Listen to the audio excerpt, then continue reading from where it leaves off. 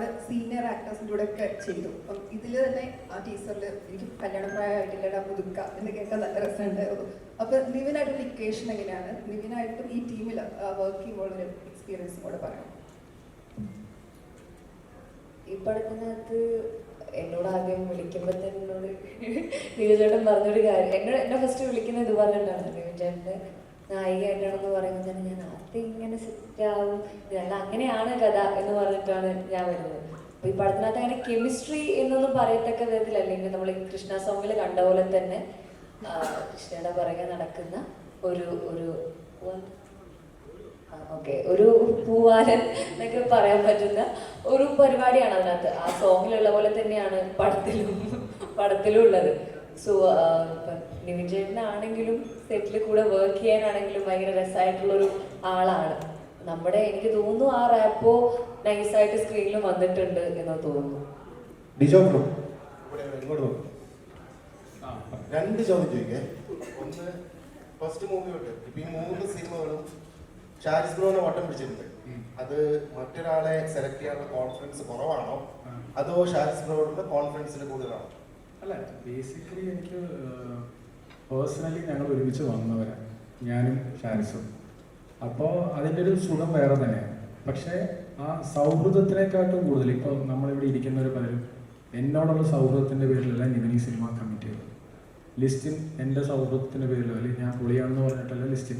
കാര്യം ശരിയാണ്, ലിസ്റ്റിൻ പറഞ്ഞ് ഇത്രയും ആ സിനിമ ഇത്ര പൈസ മുടക്കി, അതൊക്കെ ശരിയാണ്. പക്ഷെ അൾട്ടിമേറ്റ്ലി ഞാൻ ആസ് എ ഡയറക്ടർ ഞാനൊരു സിനിമ ചൂസ് ചെയ്യുന്നത് അതിൻ്റെ കഥ അല്ലെങ്കിൽ അതിൻ്റെ സോൾ നമുക്ക് കണക്റ്റ് ആകുമ്പോഴേ ഞാനത് എടുക്കത്തുള്ളൂ. അപ്പം അതുകൊണ്ട് മാത്രമാണ് അത് ഏറ്റവും മുന്നിൽ നിർത്തുന്നത്. അല്ലാതെ സൗഹൃദമല്ല ഈ പറഞ്ഞ പോലെ ഷാരിസുമായിട്ടുള്ള സൗഹൃദം. അങ്ങനെയാണെങ്കിൽ ഞങ്ങളിപ്പോൾ ഒരു 150 സിനിമ ചെയ്യണ്ട കാര്യം. അവൻ എൻ്റെ അടുത്ത് പല കഥകളും ചർച്ച ചെയ്തിട്ടുണ്ട്. അവനെന്നെ അറിയാം ചിലത് നിനക്ക് വർക്കായില്ലല്ലേ എന്ന് അവനും എന്നോട് പറയും. കാര്യം ഞങ്ങൾ നമ്മൾ ബന്ധം അതാണ്. അങ്ങനെ വർക്കാവാത്തതാണോ വേറെ ചെയ്തത്? ആര്? ഇല്ലില്ല, അത് അവൻ എന്നോട് പറഞ്ഞതല്ല. ഒരു ക്വസ്റ്റ്യൻ പറയാം. ഇപ്പോ നമ്മൾ ക്യൂരിലെ ഒരു പ്രൊഫസറായിട്ട് ആക്ട് ചെയ്തിട്ടുണ്ട്. നെക്സ്റ്റ് മൂവി ജനഗണമനയിലും പ്രൊഫസർ. അപ്പൊ അതിലിപ്പോ കള്ളനും കൊള്ളക്കാരനും ബോംബെറിയൊക്കെ ഉണ്ടായിട്ട് ഈ പ്രൊഫസർ തന്നെ തെരഞ്ഞെടുത്തത് ബോധപൂർവ്വം എടുത്തതാണ്. അത് അങ്ങനത്തെ സിനിമയിൽ അവിടെ ഒരു ഏരിയ വന്നപ്പോൾ ഞാനത് എക്സ്പ്ലോർ ചെയ്യാമെന്ന് ഓർത്ത് എടുത്തത് മാത്രമാണ്. രണ്ടാമത്തെ ഇല്ല, അവിടെ ഒന്നുമില്ല. ശരി, ഇല്ല ഒന്നുമില്ല. വളരെ സിമ്പിളായിട്ട് അത് വന്നു ചേർന്നതാണ്. അല്ലാതെ വേറെ ഒന്നുമില്ല. ഇപ്പം ഇതിൻ്റെ അകത്ത് പ്രോമോ ചെയ്തിട്ട് ഞാൻ ഡയറക്ടറായിട്ടല്ല, സിമ്പിൾ. വേറെ ഷാരിസ് ഇവിടെ ലെഫ്റ്റ്. ഈ ഒരു കലാകാരൻ അവൻ്റെ സൃഷ്ടിയിൽ അയാളുടെ പൊളിറ്റിക്സ് പറയാറുണ്ട്, രാഷ്ട്രീയം അഡ്രസ്സ് ചെയ്യാറുണ്ട്. ഇപ്പം ജനഗണമന നോക്കുകയാണെന്നുണ്ടെങ്കിലും ഷാരിസിന്റെ എഴുത്തുകളിൽ രാഷ്ട്രീയം വന്നിട്ടുണ്ട്. പലരും പറയാൻ ആഗ്രഹിച്ച കാര്യങ്ങൾ പറയുകയും തിയേറ്ററിൽ ഗൈഡ് ചെയ്യുകയും ചെയ്തിട്ടുണ്ട്. ഇപ്പോൾ മലയാളി ഫിലിം ഇന്ത്യയുടെ ഈ ടൈറ്റിൽ ഡിസൈൻ നോക്കിയാലും അതിൻ്റെ അകത്തൊരു ഫ്ലാഗിന്റെ ഒരു കളർ ടോണൊക്കെ പിടിച്ചിരിക്കുന്നതാണ്. അപ്പോൾ ഷാരിസ് ഇതിലും രാഷ്ട്രീയം അഡ്രസ്സ് ചെയ്യുന്ന, നമ്മൾ പറയാൻ അല്ലെങ്കിൽ ഇപ്പൊ ചർച്ചയാകുന്ന രാഷ്ട്രീയം ഈ സിനിമയിൽ അഡ്രസ്സ് ചെയ്യുന്നുണ്ട്.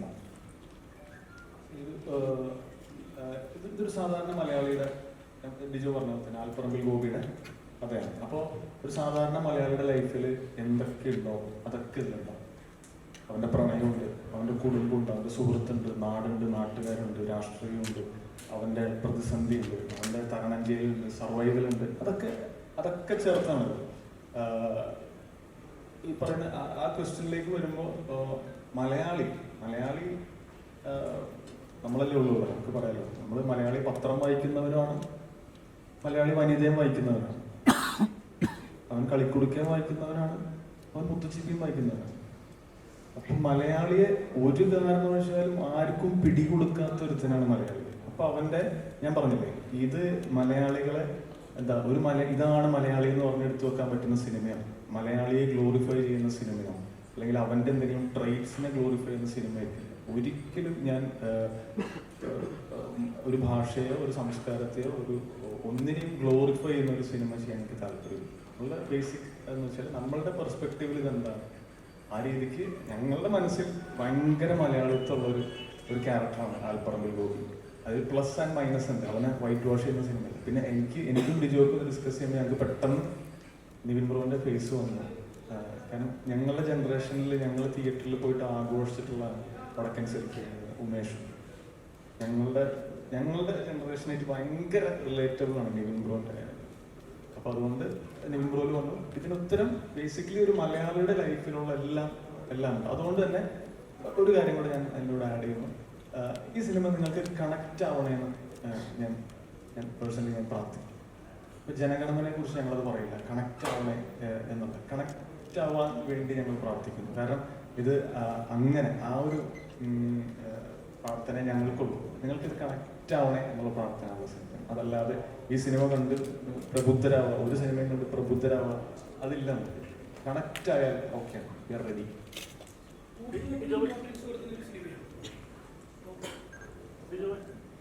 ഇപ്പൊ നമുക്കറിയാം നിവിനും നിവിൻ ചേട്ടനും ഉണ്ട്, അതുപോലെ തന്നെ ധ്യാനും ഉണ്ട്. അപ്പൊ മലയാളികൾക്ക് എന്ന് പറയുമ്പോൾ തന്നെ നമുക്കറിയാം നമ്മുടെ ഫ്രണ്ട്ഷിപ്പ്. ഇപ്പൊ നമ്മൾ മലയാളി എന്ന് പറയുമ്പോൾ മുണ്ട്, ഷർട്ട്, റൈബാൻ ക്ലാസ്, നമ്മുടെ കൂട്ടുകെട്ട്. അപ്പൊ അതുപോലെ കൂട്ടുകെട്ടിന് ഇമ്പോർട്ടൻസ് കൊടുക്കുന്ന ഒരു സിനിമയായിരിക്കും ഈ മലയാളി ഫ്രം ഇന്ത്യ. ഇപ്പൊ ഇവരുടെ കോംബോ ആദ്യമായിട്ടാണ്. അല്ല, എല്ലാം നീ പറഞ്ഞില്ലേ, ഇപ്പം ഇനിയിപ്പോൾ നമ്മൾ കടമെടുക്കാൻ പോകുന്ന ഓരോ വാക്ക് അത് നിനക്ക് കണക്റ്റ് ആയിട്ടുള്ളതാണ്. കൂട്ടുകെട്ട്, സൗഹൃദം, അല്ലെങ്കിൽ എന്താ പറയുക, എല്ലാം അഹങ്കാരം, ഇതെല്ലാം നമ്മളുടെ വികാരമല്ലേ. ഇതേപോലെ നമുക്ക് എല്ലാ രീതിയിലും കണക്റ്റ് ആണ്. സൗഹൃദം മാത്രമല്ല, എല്ലാം ചെറിയ വികൃതി, അല്ലെങ്കിൽ ഈ പറഞ്ഞ പോലെ പകുതി പ്രായ പെണ്ണിൻ്റെ പറഞ്ഞ കണക്കില്ല. അതാണ് ഞാൻ പറയുന്നത്, എല്ലാം അടങ്ങുന്ന കുറേ ഇമോഷൻസ് ഉള്ള ഒരു ക്യാരക്ടറാണ് ആൽഫ്രഡ് ഗോപി. അയാളും അയാളുടെ സുഹൃത്തായ മൽഘോഷ്. സുഷിൻ ശ്യാം എല്ലാം ഇത്രയും പോപ്പുലർ ആയി നിൽക്കുന്ന സമയത്ത് ജെയ്ക്സ് ബിജോയിനെ കൊണ്ടുവരാൻ എന്താ കാരണം? അത് ബേസിക്കലി ജെയ്ക്സ് ബിജോയിനെ കൊണ്ടുവന്നൊന്നുമല്ല. അദ്ദേഹം ഞാൻ ക്വീൻ ചെയ്ത സമയത്ത് ജെയ്ക്സ് ആയിരുന്നു. അപ്പം എൻ്റെ ആ സമയം മുതലേ ഞാൻ ബേസിക്കലി മ്യൂസിക് ഡയറക്ഷൻ ആഗ്രഹിച്ച് നടന്ന ആളാണ്. അപ്പോൾ അന്ന് എനിക്ക് ഭയങ്കര ഇൻസ്പയർഡ് ആയിരുന്നു ജെയ്ക്സിൻ്റെ മലയാളി എന്ന് പറഞ്ഞ ആൽബം. അങ്ങനെയാണ് ഞാനൊരു ആൽബം ചെയ്യാൻ ശ്രമിക്കുകയും ലാ കൊച്ചിൻ എന്ന് പറഞ്ഞൊരു ആൽബം ഒക്കെ ചെയ്താണ് ഗീതേട്ടനെ പാടിപ്പിക്കുകയും ചെയ്തത്. അപ്പോൾ ജെയ്ക്സിലൂടെ ഞാൻ വന്ന് ഞങ്ങൾ ഭയങ്കരമായിട്ട് കംഫർട്ടബിളായി. അപ്പോൾ അതിനുശേഷം ജെയ്ക്സ് തന്നെയാണ് ക്വീൻ ചെയ്തത്, ജനഗണമനെ, ഈ പറഞ്ഞ പോലെ നമ്മുടെ മലയാളി ഫ്രം ഇന്ത്യ. അപ്പോൾ എൻ്റെ കൂടെ ഇപ്പോൾ അതൊരു സൗഹൃദമാണ്. ഞങ്ങളൊരു ആസ് എ ടീം വർക്ക് ആവുന്നുണ്ട്, എല്ലാ രീതിയിലും കണക്റ്റ് ആവുന്നുണ്ട്.